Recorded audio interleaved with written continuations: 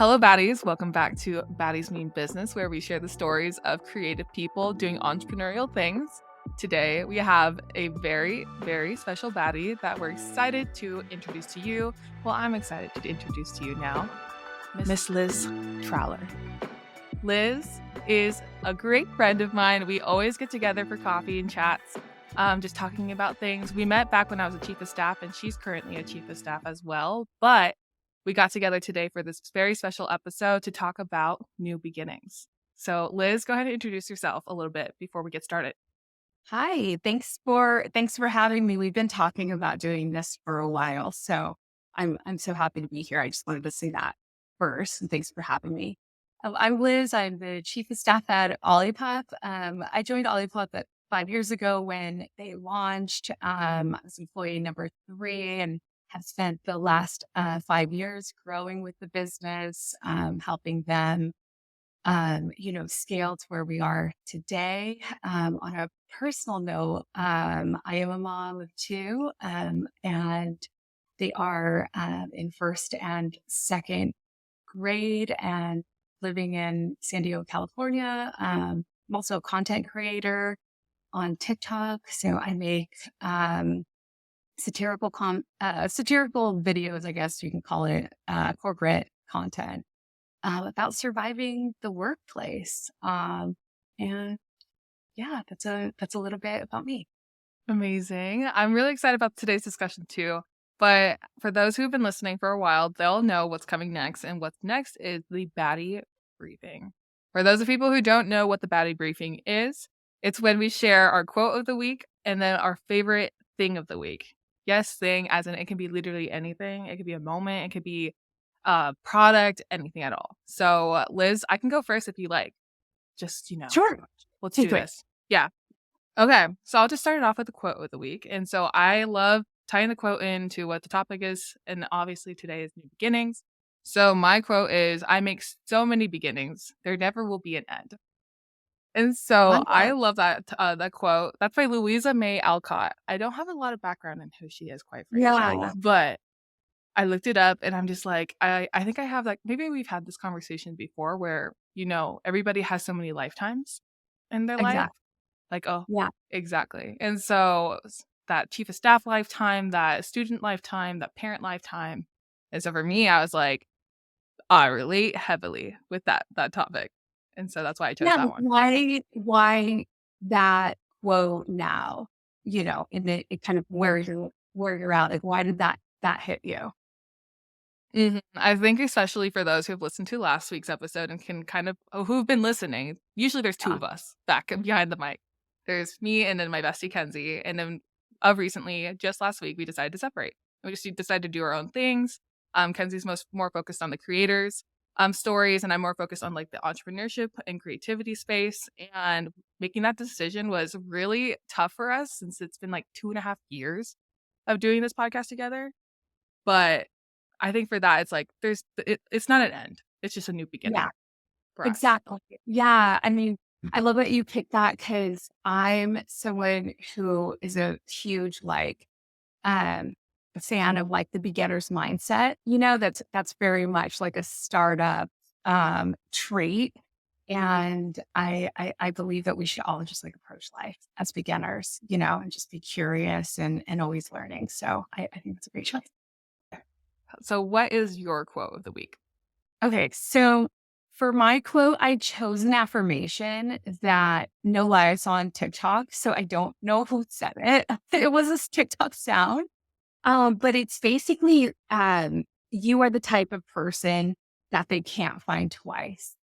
And I just love that, like reminding yourself what you're worth, you know, and your uniqueness, and that that's something that there's no substitute for, is just, I don't know, something that's super empowering for me to say, is sort of like a mantra whenever I have self doubt or I'm wondering. It's a great one for imposter syndrome as well. So that's why I choose that one. I know. And so, is that something? So, really quickly, before we dive in any further, I am Yeah. personally somebody who we've talked about imposter syndrome on the podcast before.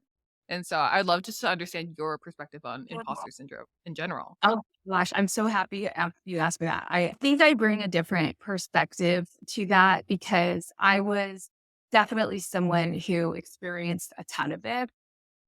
I remember even like very early in my career in my like 20s and 30s when I would host events. Um and I would look around and be like, oh, I have to schmooze. I'm the manager of this event. Like I have to schmooze. Like what interesting thing do I have to talk about? Things like that. Like it would show up in the most random places. It was bizarre. So I've had a long journey with it. And I actually think my most recent experience as a chief of staff, somebody who's sort of like tasked to run into the dark, corners of the business first or handle all the problems and in kind of every room, I've it's really like humanized business for me.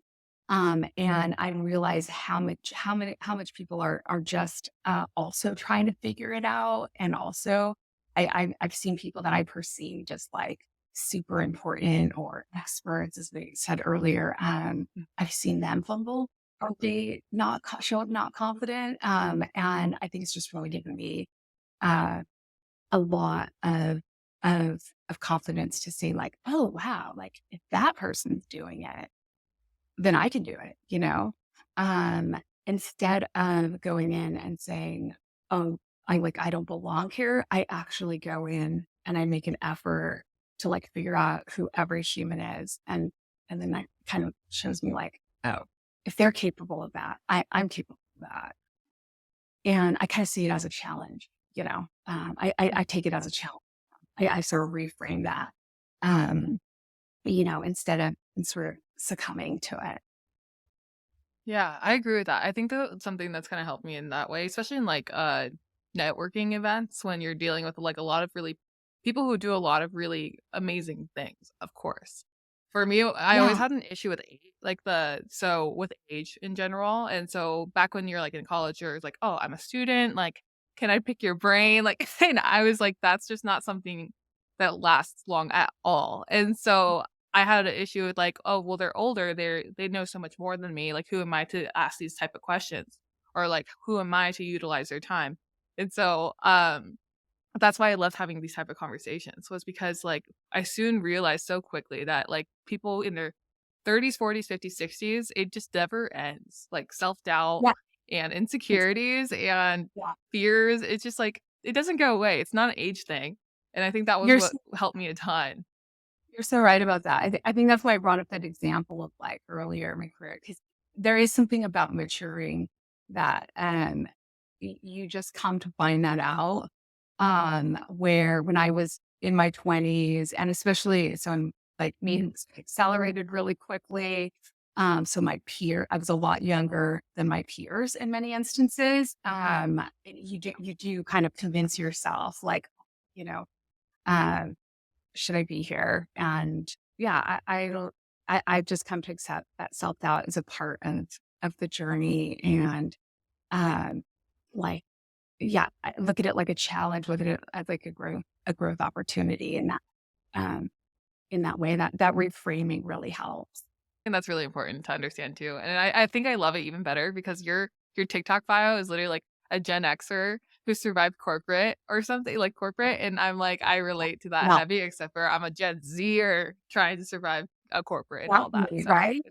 Yeah, I mean, I mhm. think I've like pulled out of myself so much in my professional journey that I'm almost like Teflon now, right? Like now I'm like, oh well, if I say something that if I ask a question that might be perceived as dumb, if I interact with somebody and they don't think, I'm treated like, oh, why are you here? That's too bad for them. They kind of like miss Mhm. out on an offer. I've kind of just decided that, I have nothing to prove to anyone.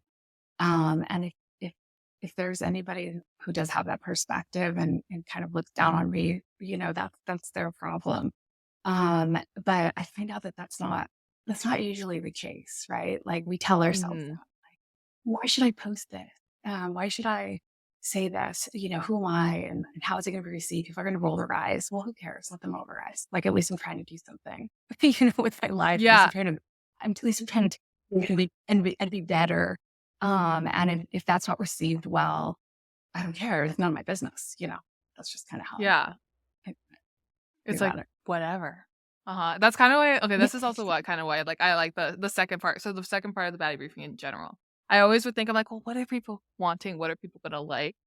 But what's I Yeah. love about the second part, which is like your favorite thing, is like it really just opens you up to anything at all. Like, of course, baddies mean business comes with that connotation of business, but really what it is humanizing people. And so I'll just pause there, and I would love for you to share the your favorite item of the week as well. Okay. So my favorite item, I'm actually going to pick a song that I have on repeat right now. And it's a Doja Cat song. And it's Paint the Town Red.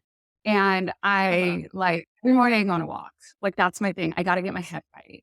Especially I have kids. I have lunches to make. I've got Slack going off. Quite a bit of She's a a team member. mother.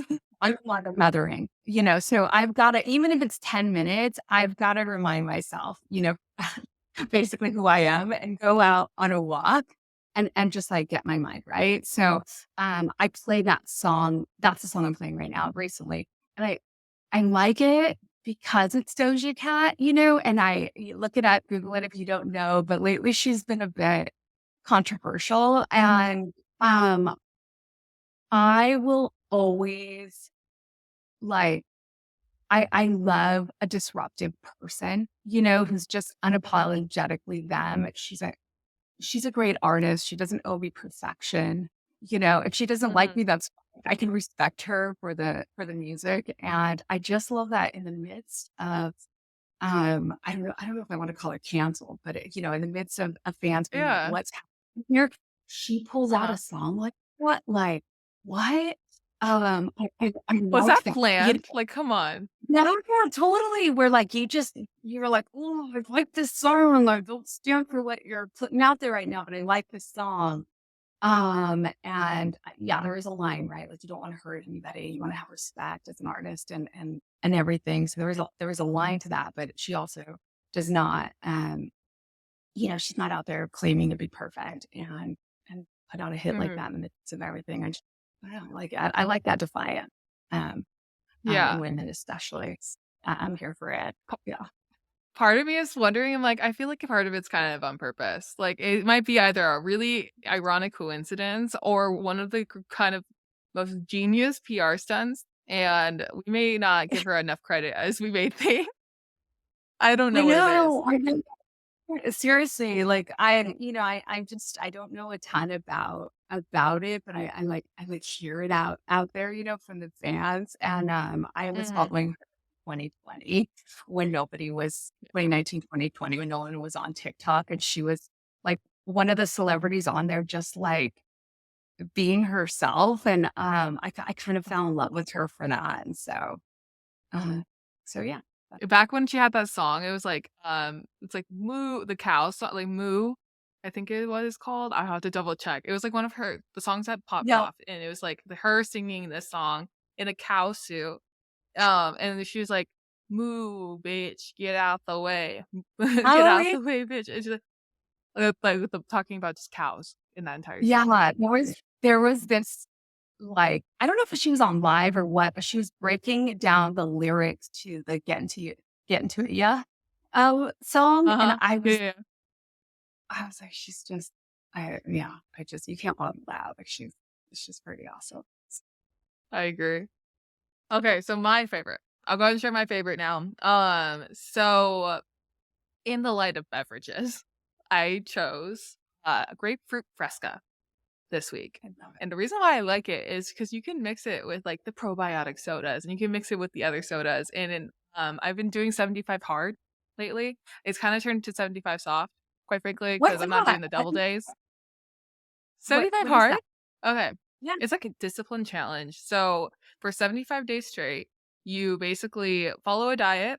You read 10 pages a day. You do 2 workouts a day, which is like 45-minute workouts each, one indoor, one outdoor. okay. You take a photo of yourself and then you can't drink alcohol. And so I've been doing that now since the 1st of August, so almost up to a Okay. month, and Oh, I've been falling God. short. Yeah, yeah. It's been I mean, it's honestly not as hard. The hard part is the workouts, the 2 workouts, Yeah. which that's where I'm falling into this 75 soft area.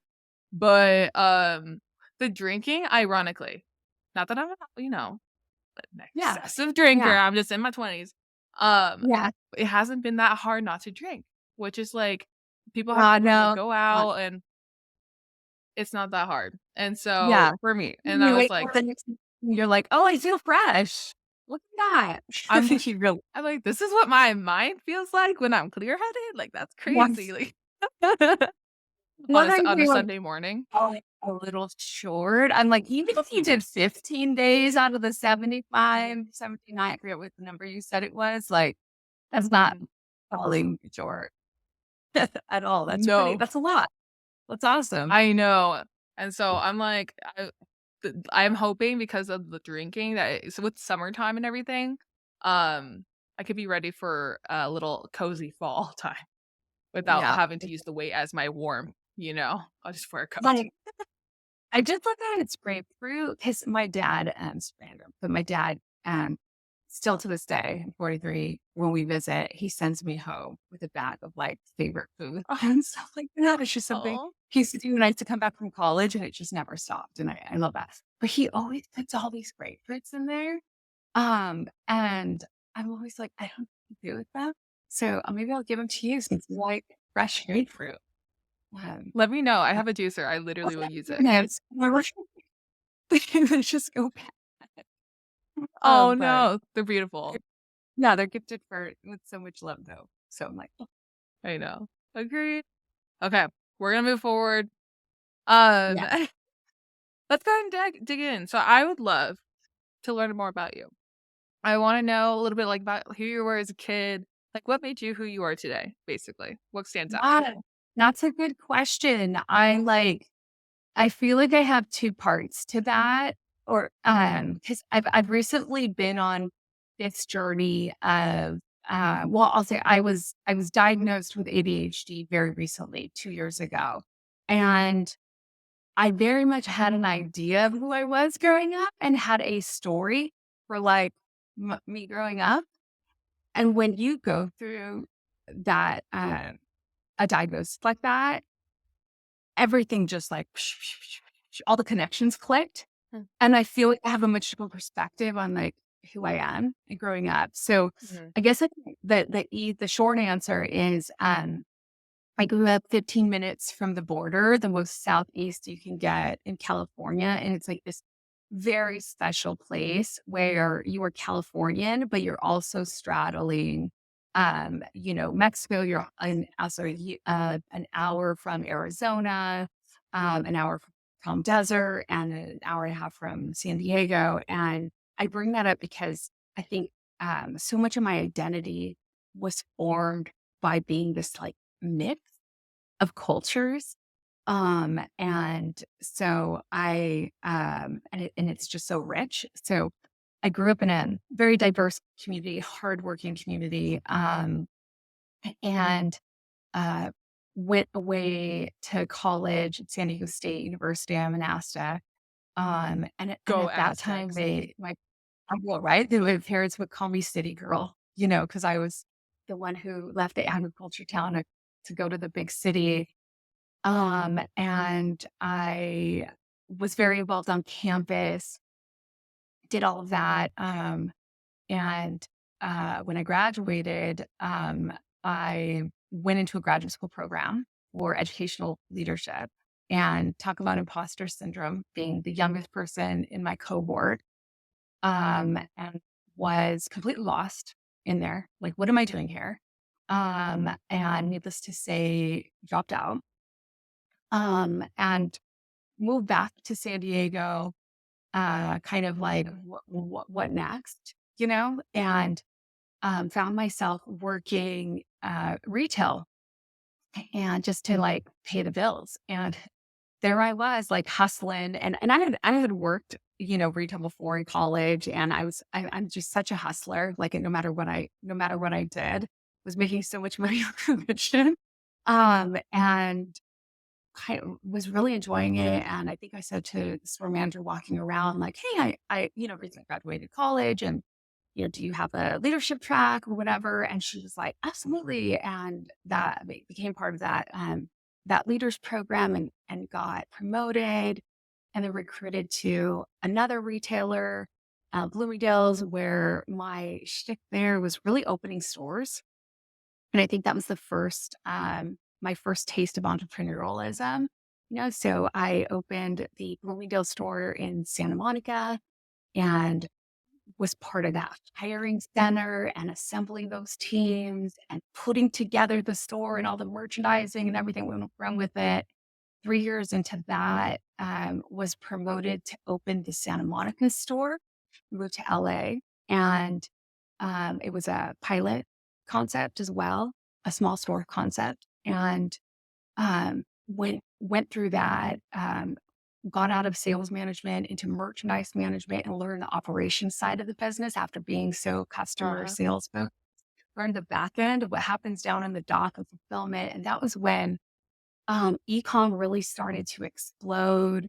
And I started to see the impact of things like, I remember implementing like pickup in store and, and all the sales Oh managers being yeah. like, what does that mean for This our is business and brilliant. our bonus? Hey, brought it down to our store.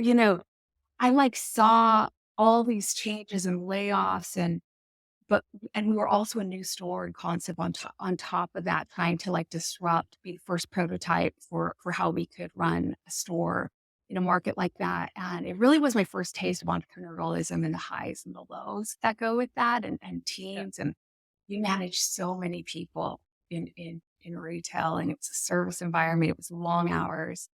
I met my husband in LA and I think it's the first time I strategically quit. I call myself a pioneer in the Great Resignation. I reached a point of peak. I could see the industry was changing. The roles when I joined were no longer even existing. Like they weren't even there, above me.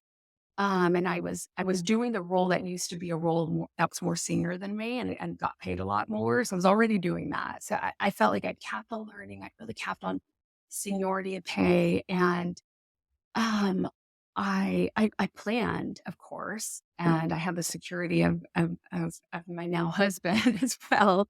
We kind of planned together. I left and I took a chance because I could see the writing on the wall. And um, from there, I Could did some I consulting work. ask? I opened up. Yeah. Yeah, go for it. I wanna I Yeah, could so what was, like, that trigger? Like, I know you're kinda explaining, like, how the roles were adjusting, roles were maneuvering. I would love to just yeah, understand, like, for some people, people might, like, love and enjoy the position they are because they've been there for so long and that's what they know. But what kinda yeah, led you to have the yeah. confidence of doing something brand new after that? I was 6 or 7 years in, and I was a really, really hard worker. I mean, I work I put a lot of passion into what I do. Like I work so many hours. Um, and I was giving a lot. And it became very apparent, like, sure how much I'm receiving anymore. Like I hit this where I felt imbalanced in that way. And um I I was smart and very ambitious and very competitive. And I forgot to say, growing up, I played competitive tennis. My dad was my tennis coach. I was number one in my tennis league. I mean, it's ingrained in me, right? That competition. And so I sat there and I said, okay, I really like have big aspirations. I can feel it. I often would be the first to raise my hand because I wanted to be in the room amongst other senior leaders. And I didn't care if I wasn't getting paid for it. I just want to learn from them. I want to see. And I got a taste of that, right? Like, and I was often called in, even if didn't have the title, they would call me in because they valued my perspective early on. So I was lucky enough to put myself out there that I got an insight to what it was really like in these like perceived top rooms. And I was like, I just like felt it. I was like, I'm bigger than that. Like and not, I don't mean like I'm better than everybody or title. I just knew I wanted more. I was like not feeling aspirational about that any longer. And some of that was just not about adhering to who was in those positions. It was more about where the industry was going, where I could see that everything was going, direct to consumer, and the world was just changing in that way. So yeah, I just kind of said like, if I don't jump, I'm going to find myself stagnant. And I don't like that feeling. Like I physically can't be I'm miserable. Like, Hmm. so I had no choice. Like, ugh. And then I'm also the kind of person that if I don't take action, and create a consequence, I'm not gonna. So, and this is very much an ADHD thing.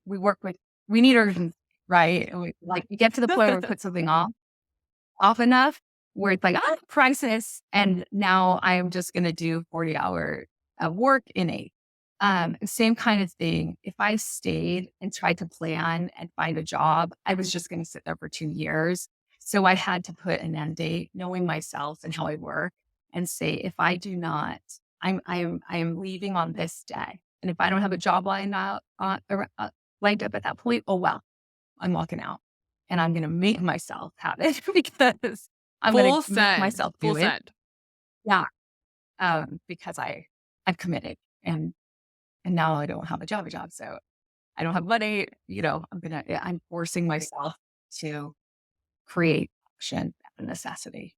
Uh, yeah, and I always I also like wasn't making a ton of money, so I also knew that if I get the next promotion, it's gonna be hard to leave because Yeah. I'm gonna start making a certain amount of money when that's hard to leave. So I was like, I gotta go That's now. Well, something. where I'm like, here, yeah, Yeah, that's something I wanna talk about really quick because that's something it's like that's the I don't know if that's literally the definition of a corporate rat race, but in a way, it's like, oh, you always get that little tease and you're like you kind of put aside okay, your ambitions and your dreams until the point where you're 5 years deeper than you were planning on doing it, and you have, like, this percent raise, which is awesome, but then you're realizing, I'm like, "Oh, shoot, I just lost 5 years, like, what am I gonna do?"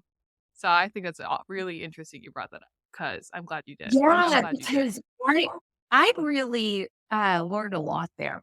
I learned a ton there. It's hard work, and I could have justified staying, and I bet if I pushed enough, I probably could have gotten a bigger role or more money. And I just knew, like, you get locked, you'll get locked. After a while, it's gonna get harder to make it. It's just higher risk, right? And Mhm. so I was just in a nice spot where I could take a Yeah. risk in life. I didn't have, things like that. And my husband and I were definitely like marriage was in the, outlook. And I was like, I gotta do this right now. I gotta do this right now while I don't have, life and kids and all that stuff. This is the time if I'm gonna do a career pivot and take that risk. Let me do it now. And that was really my Mhm. first like big risk career risk that I took. And um, the other thing I think that kind of led me to where I am is, I through a friend, I think I learned of an opportunity at a school, a really progressive, fun private school. And I was humble enough to know that if I wanted to make a change, I might have to take a step down, you know? Um, and I was an alumni event coordinator for a lovely private school.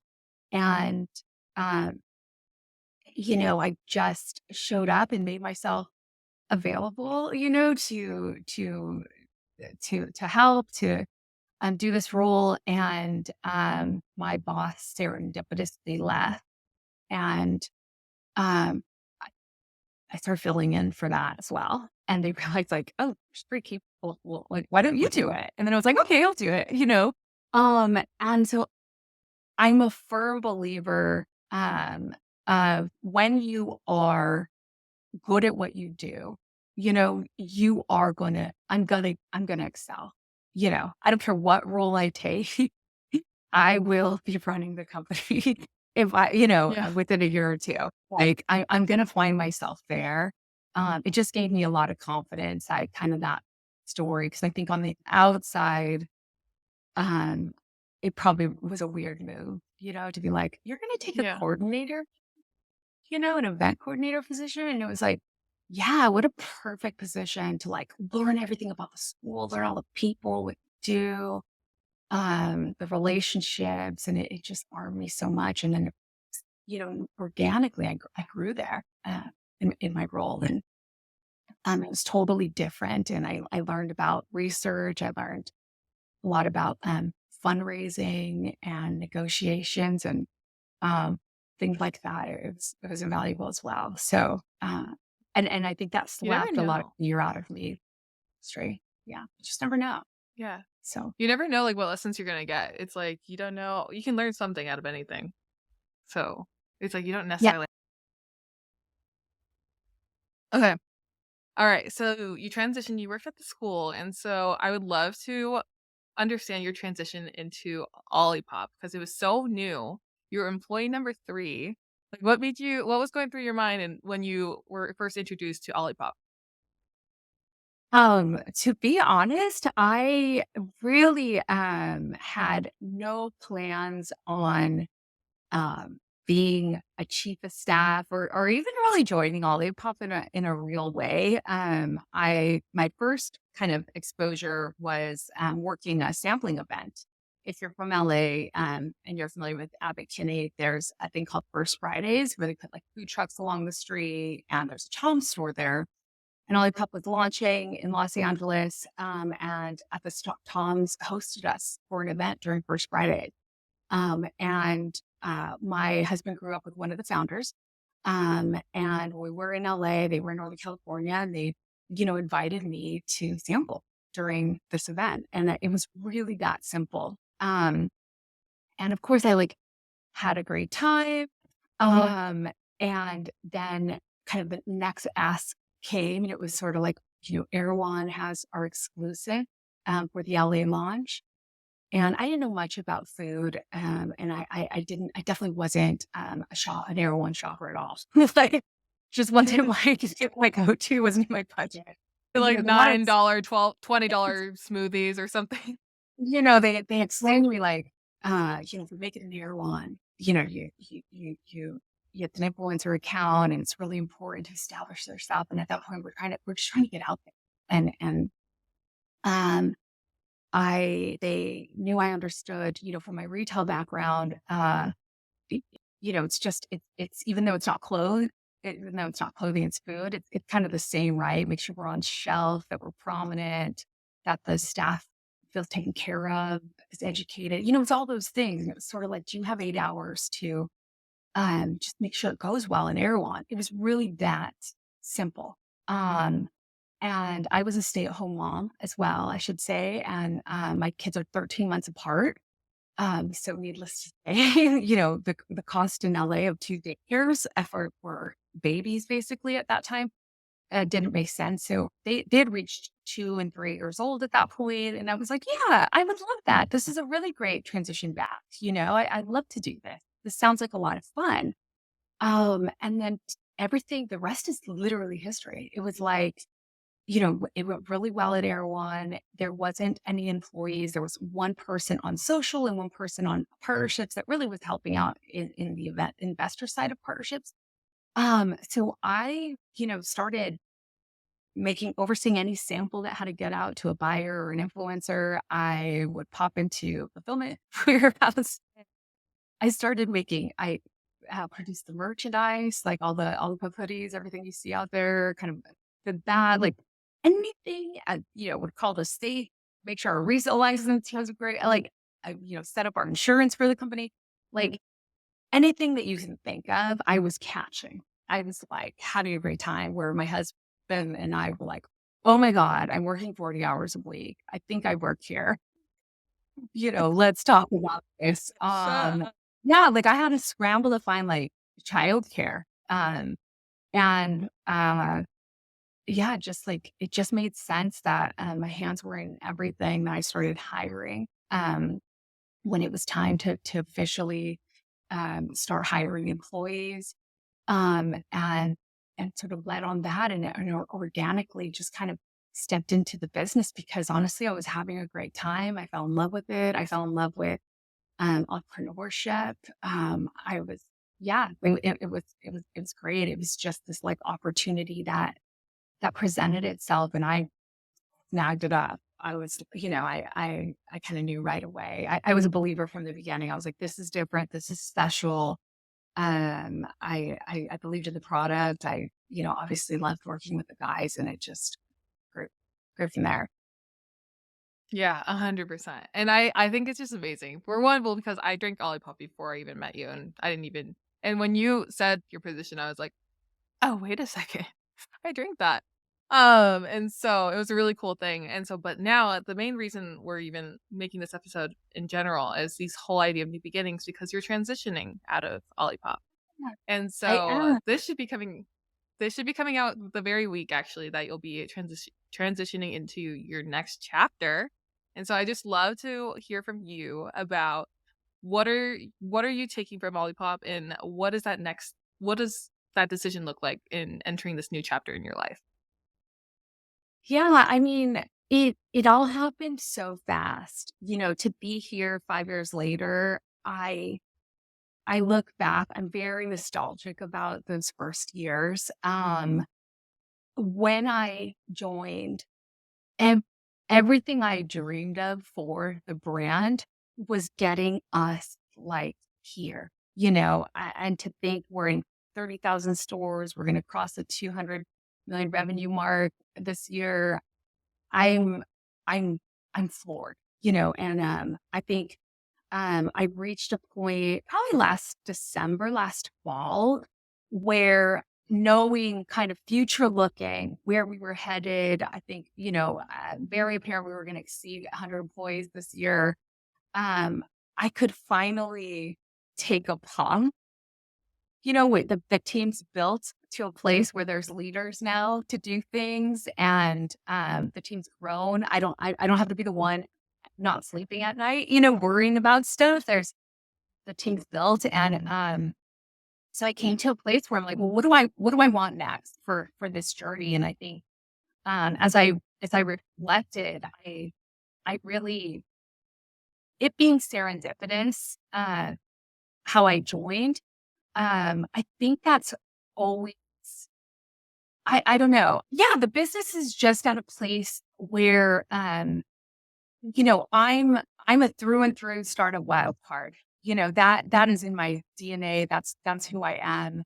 And as I started to reflect last fall on what my journey looks like, and I can finally do that now, I think for so much my head was down doing what had to be done to get us here. I feel so much confidence now, and like I have to say, like, I did things at Olipop. I accomplished things that I didn't even know I was capable of, you know. Um, I think about the stay-at-home mom who joined, and I think about this person like in front of you talking, and I'm like, just the transformation has been incredible. And so I think about, wow, okay, this is what I accomplished serendipitously, not knowing, um, you know, not having a plan for this. Um, and I want to be clear, right? I worked very hard for where I was today. This isn't like I'm lucky, I got here by luck. Mhm. I very much, a door was open for me and I seized it, right? But I didn't plan for that. And now I sit here and I go, wow, if I was capable of this, um, what could I do next? What's next for me? And I'm getting really excited about that. And I feel confident about the team that's been built here um, at Olipop. And I just think organically, like, I feel it's time, to pass some torches on. I almost like a relay race. So I've been 5 years like out in the relay race. And now I'm like, I'm ready to pass the baton for like, kind of the next generation of leaders to take it from here. And I want to be part of the Olipop story forever. I will always be available. I don't think there's a world where where that will go away. I'm so ingrained in the floorboard um, to a certain respect, but I'm excited to now think about like myself and kind of what my future could be, and make sure I'm not just like I was in my early career. I want to make sure I'm not stagnant. I want to make sure I'm still learning and growing. When you're the person who has all the tribal knowledge and you're the person who's seen everything, um, it could be cozy. It's safe to stay. I could take another role and probably specialize more, you know? And I really just, I don't know. I just, my intuition tells me that there's a lot more for me, and kind of reach this place. So I spent the last 6 months working on a transition, kind of supporting hiring my replacement, growing the people team, and sort of disconnecting myself, so to speak, making sure everyone's in good hands because that's important to me. And I think now I'm sort of eager to get out there and start working towards what's next for me. Who knows? You might just be like an Olipop influencer on TikTok because I always see some of my favorite creators be promoting their Olipop just casually sitting on their table and everything. So, No, I totally. I think I'm always drinking more, so I've been doing that role for free, like for a while. So I think that box is right. Yeah. and so I would love to just like dive a little deeper. And so you have this intuition to jump into this next chapter. And so I would love to just learn like what could that look like for you, even though you don't Yeah. may not know right now, but like what are those interests that you haven't quite touched on yet? Or what are your ideas? Yeah, I think, directionally, I have vision, and then now it's just about, like, putting a plan in place. There's some things I'm very clear on, like, I pretty much know, I feel in my bones, my husband and I, like, we will have our own business one day, and I just know that. Like, it's in our DNA. It's gonna happen. We're kind of taking steps towards that now, but those things take time, right? So that feels very clear. I also feel very clear that I wanna live a life of service. Like, that's just a non-negotiable for me, and whatever my next steps are. And what that looks like, I think for me is I've really, in this journey at Olipop, um, I've been, I've been a part of building a workplace sort of from scratch. And I've learned a lot about cultures and teams and what you can do when you're in a good environment, right? And how that can really change and transform people. And so I'm excited about going out there and learning more about different businesses, different leaders, different workplaces. And you and I have talked about this a lot, but there's so much change in the world right now, whether it's hybrid or virtual work or learning, AI, and like, I want to be a part of it. Like, I don't want to miss out, like, I think about what the future of business or workplace could be. And I just think I have a ton to contribute to that. So my next steps really are about exploring and playing. And I feel really lucky to do that. And I think it'll become clear kind of in the next 6 months as I expose myself to some different experiences. I think it'll become clear, like more tangibly, kind of what that thing is. So very long-winded way of saying, like, next 6 months, I want to play. I want to explore. I want to Mhm. continue to research, look at other businesses, be a part of that, contribute. And hopefully, yeah, like hopefully just contribute to where kind of the world is going in that space. Mhm. I think it's one of my favorite things, especially being like there are two girlies, not little, two girlies on TikTok exploring the world. And so Yes. what I also love about this whole thing is just that you're dreaming. Like you don't like dreams never Yeah. end. They always continue. Yeah. And so I would love to for you to just dive into like you kind of touched on like what your dreams kind of look like. But I would love for you to share more about for others who may be struggling with the idea of dreaming, even maybe later on in their career. Yeah. Yeah, I used to have, this well, you think about work and there is the reality of what your responsibilities are, right? Like, your bills, money, especially when I was single and, um, I told myself like I was in the grind, so you don't get to dream. You're just trying to, um, I'm trying to pay bills and, um, I don't think that served me well, that fear, of I need to get promoted because I need more money so I can get a better apartment or I can live a lifestyle I want. Like, I realized quickly, that mindset is not one of abundance.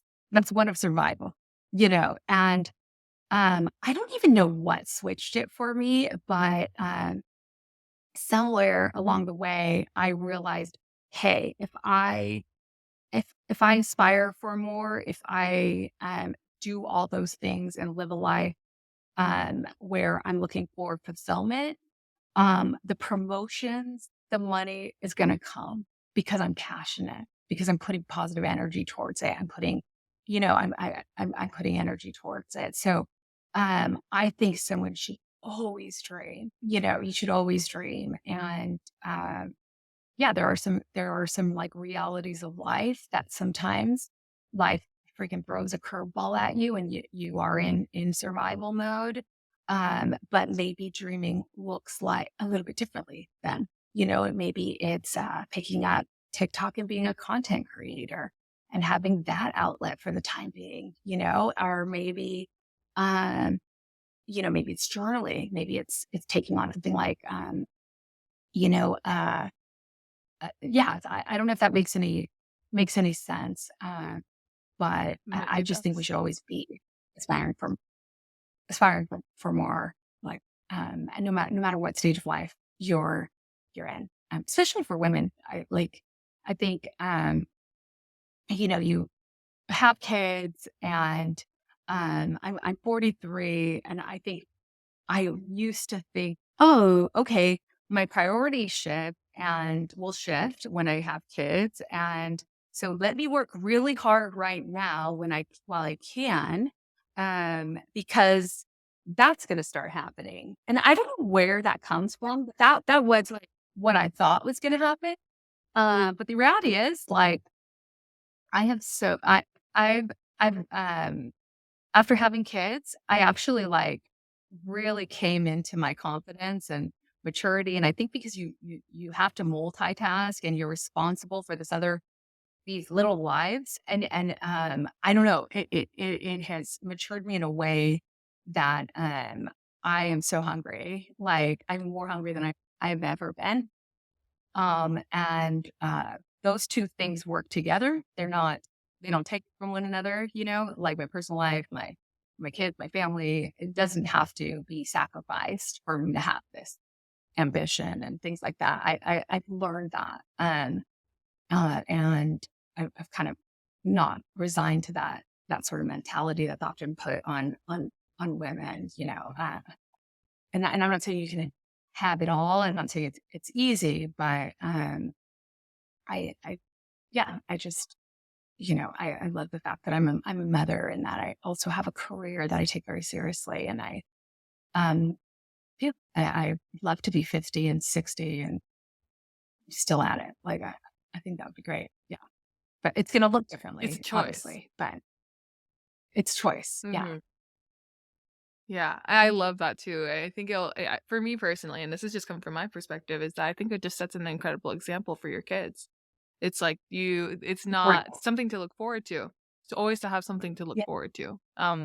In dynamic parts of your life, not just a single part of your life. Because of course you'll be excited Totally. for your kids to grow and do things in the world, but it's like you never should neglect your ability to do things in the world too.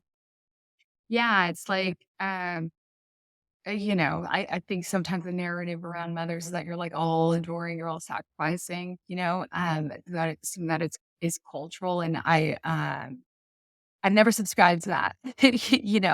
My kids know mommy has mommy thing, and there's a mommy identity that is mine, and it's not has nothing to do with you. They're we yeah. I love that. I think that has to Like be one of the biggest now, mic drops. mommy talking, and you're not invited. That's that.